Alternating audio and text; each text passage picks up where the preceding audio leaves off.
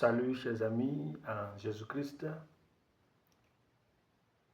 Bienvenue à notre méditation pour le deuxième dimanche du temps de l'Avent, l'année A. Nous méditons autour du thème la paix grâce au salut que le Messie apporte. Nous avons la prophétie d'Isaïe, chapitre 11, versets 1 à 10, qui nous parle de la souche de Jessé, d'où viendra le Messie qui sera investi des dons de l'Esprit Saint. Romains chapitre 15, versets 4 à 9. Et l'Évangile selon Saint Matthieu, chapitre 3, versets 1 à 12. La paix, grâce au salut que le Messie apporte. Par la voix de Jean-Baptiste, l'Église nous appelle à la conversion et à la purification intérieure. Purification intérieure. Voilà le sens appliqué de l'invitation à rendre droit le chemin du Seigneur. Pour que notre conversion soit authentique, nous devons voir en quoi notre façon d'être, notre façon de vivre nous empêche d'être en paix avec nous-mêmes, d'être en paix avec nos prochains et avec Dieu, pour que cette conversion soit authentique et vraie. Ensuite, il faudra collaborer avec l'Esprit Saint qui sanctifie toutes choses et tout homme. Ce pas nous conduira à la paix et à la réconciliation qui sera aussi avec nous-mêmes, qui sera avec notre prochain et avec Dieu. Il y a une chose qui est essentielle à voir dans toutes ces paroles de réconciliation, de conversion et de paix intérieure. Si vous vivez toujours dans la tristesse,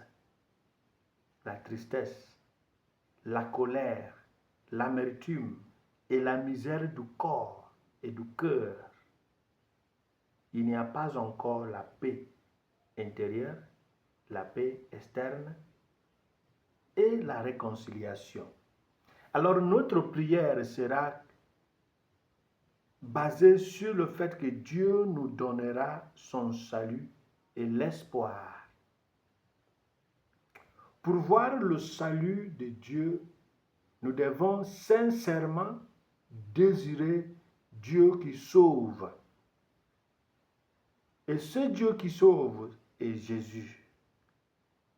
Matthieu nous dit au chapitre 1, verset 21, qu'il sera appelé Jésus car il sauvera son peuple de ses péchés. Au verset 23, il dit, il sera aussi appelé Emmanuel, ce qui est traduit Dieu avec nous. Alors pour voir le salut de Dieu qui sauve, nous devons sincèrement le désirer en l'acceptant et en acceptant aussi qu'il fasse quelque chose à nous. Et pour qu'il puisse faire quelque chose à nous, il faut que nous sachions et que nous acceptions qu'il a quelque chose à faire à nous. Ça veut dire tout n'est pas correct. Donc, si le monde était propre, Jésus n'aura pas le temps, la raison, n'aurait pas la raison de venir. Mais il y avait quelques fautes. C'est pourquoi Dieu, à travers son amour envers nous, l'a envoyé. La société et le monde où Dieu règne sera différente cette société parce qu'il y a quelques signes. Alors, le symbole de la bougie de paix que nous allumons aujourd'hui. La semaine passée, nous avons allumé la bougie de l'espérance. Cette semaine, c'est la paix. Cette bougie et ce symbole nous enseignent que le manque de paix intérieure, voire extérieure, est un signe de manque de Dieu. Et c'est pourquoi le nom de ce Messie sera Emmanuel, pour restaurer la présence, la gloire de Dieu qui nous a laissés. Et ce Dieu n'a pas sa place au centre des affaires humaines. Et c'est pourquoi il sera appelé Emmanuel, pour que Dieu ait sa place au centre des affaires humaines. Et la question qu'on se pose est celle-ci. Est-ce que Dieu a la place dans mon cœur et dans ma façon de faire et de vivre? Alors, pour jouir de la paix, pour bénéficier de la paix que Dieu donne, la paix que Dieu donne, Paul nous dit dans sa lettre aux Romains, je crois 14, 17, il dit que le royaume de Dieu ne consiste pas en la boisson ni en la nourriture, mais en la justice. Une vie qui s'ajuste à la volonté de Dieu, en la paix et la joie que l'Esprit Saint donne. Alors, pour bénéficier de cette paix, cette joie, cette justice que Dieu lui-même donne, le concept ou l'idée d'une nouvelle alliance devient nécessaire. Il y a quelques signes de cette alliance et ils seront clairs si nous avons ce Dieu au centre de notre vie.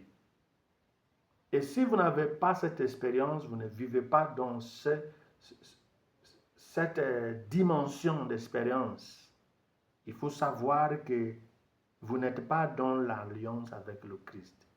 Il y a la conversion. S'il n'a pas ça, ce n'est pas dans la nouvelle alliance où Jésus sera au centre. Il y a l'attente entre frères et sœurs. S'il n'y a pas d'attente, parmi les nations, paix intérieure et extérieure, la justice et l'amour. Il faut savoir que vous ne vivez pas dans l'alliance nouvelle.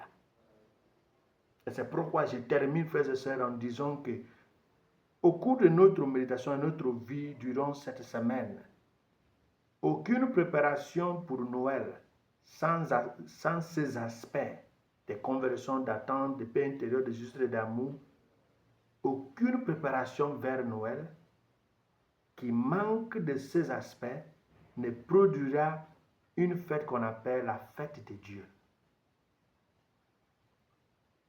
Si vous préparez et si vous vous préparez sans ces aspects, c'est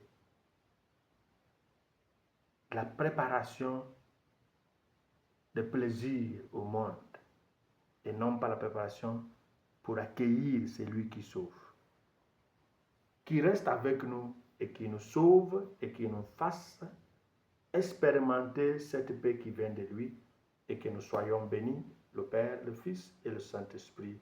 Amen.